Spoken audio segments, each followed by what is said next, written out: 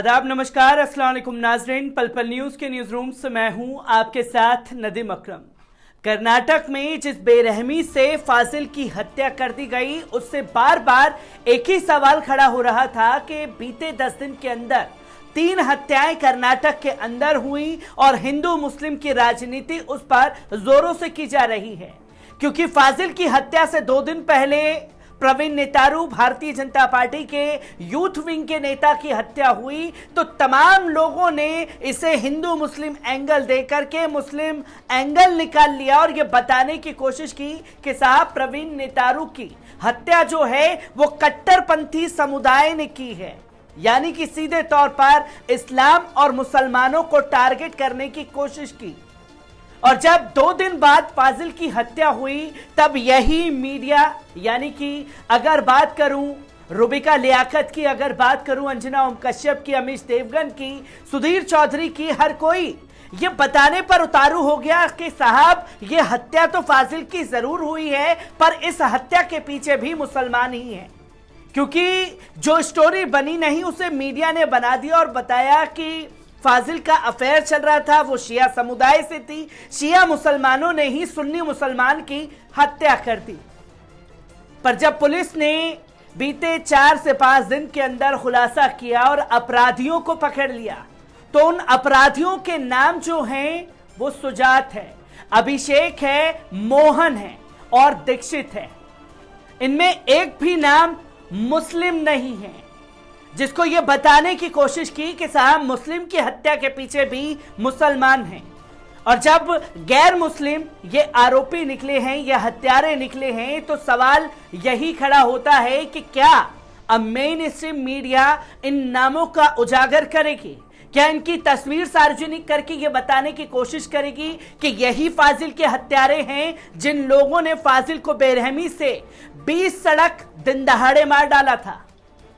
ये तस्वीर लगातार बहुत कुछ बयां कर रही है और तमाम खुलासे पुलिस प्रशासन की तरफ से फाजिल को लेकर के किए गए हैं। एक बार इस पूरी रिपोर्ट पर नजर डालते हैं। कर्नाटक के मंगलूर में फाजिल की हत्या के मामले में पुलिस ने आज मंगलवार कुछ 6 आरोपियों को गिरफ्तार कर लिया। पुलिस ने ये जानकारी दी है कि बेलारो में बीजेपी युवा मोर्चा के सदस्य प्रवीण नेतारू की हत्या के बाद 28 जुलाई को हुई इस हत्या से इलाके में तनाव फैल गया था।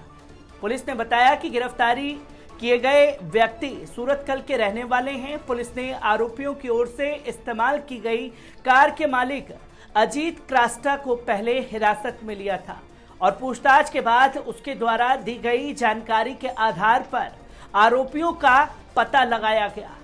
पुलिस ने बताया कि आरोपियों ने मंगलवार सुबह उदयवर के पास से गिरफ्तार किया गया। पुलिस आयुक्त एन शशि कुमार के मुताबिक सभी 6 आरोपी सीधे तौर पर हत्या में शामिल थे। शशि कुमार ने बताया कि प्रारंभ में आरोपियों ने चर्चा की, उनका टारगेट कौन होना चाहिए, इसे लेकर उन लोगों ने 7 व्यक्तियों के नाम पर विचार किया और अंत में फाजिल को टारगेट करने का इन लोगों ने फैसला किया था। और यह मीटिंग एक होटल में हुई थी। आयुक्त ने कहा कि फिलहाल हत्या के असल कारणों का अभी पता नहीं चल पाया है। आयुक्त ने कहा है कि पुलिस आगे की पूछताछ के लिए आरोपियों को हिरासत में लेगी।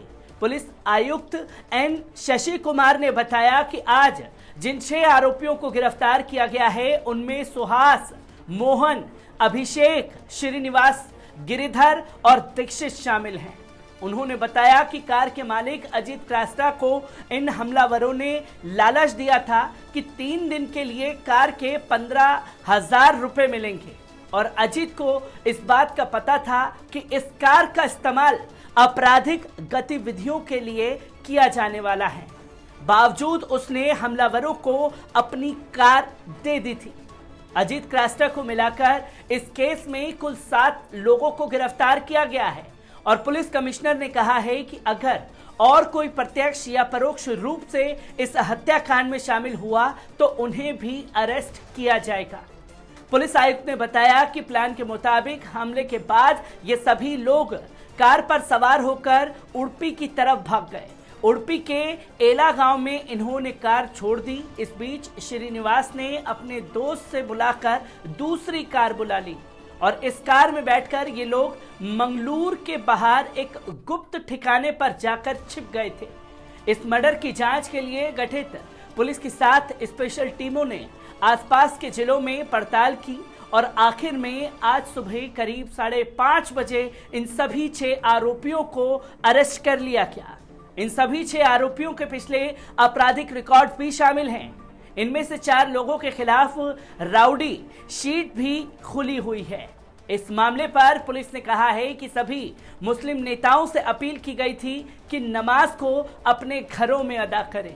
इससे शांति की व्यवस्था बनाने में मदद मिलेगी। फाजिल की हत्या के बाद इलाके में धारा 144 लागू कर दी गई थी। सभी शराब की दुकानों को 29 जुलाई तक के लिए बंद कर दिया गया था। इस मामले में एक चीज और सामने आई थी कि फाजिल पुलिस का इन्फॉर्मर भी था। तो ऐसे में पुलिस इस एंगल की भी जांच करने पर जुटी हुई है, जहां तस्वीरें लोगों के सामने आ गई कि फाजिल की हत्या करने वाले कोई मुसलमान नहीं बल्कि गैर मुस्लिम थे। और अब सीधा सवाल हुकूमत से कर्नाटक की कि जो आरोपियों का धर्म देख करके उसका बायकॉट करने की या तमाम चीजें करने की कोशिश करते हैं, कि क्या अब योगी जी का फॉर्मूला जो कर्नाटक में लागू करने की बात की जा रही थी कर्नाटक के मुख्यमंत्री द्वारा, अब आरोपी आपके सामने हैं कि क्या योगी का फॉर्मूला इन लोगों के घर से शुरुआत करने की कोशिश की जाएगी। और जो मीडिया इसे एक अलग एंगल से दिखाने की कोशिश कर रहा था, वो मीडिया इन लोगों के नाम का उजागर करके ये बताने की कोशिश करेगा और फाजिल के परिवार से माफी मांगेगा कि साहब इसमें कोई मुस्लिम और मुस्लिम एंगल नहीं था, इनके हत्यारे ये थे।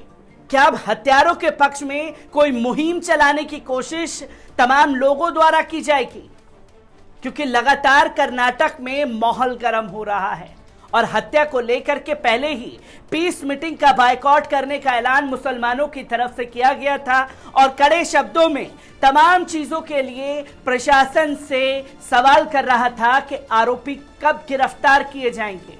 और आरोपियों की गिरफ्तारी हो गई और जब नाम सामने आए तो हर कोई हैरान रह गया और हैरानगी उन लोगों को ज्यादा हुई जो इस एंगल को एक अलग एंगल से दिखाने की कोशिश कर रहे थे। पुलिस प्रशासन को फाजिल के केस में बड़ी कामयाबी मिली है। हर एक अपडेट फाजिल से जुड़ी आप लोगों के साथ साझा करता रहूंगा। दीजिए इजाजत।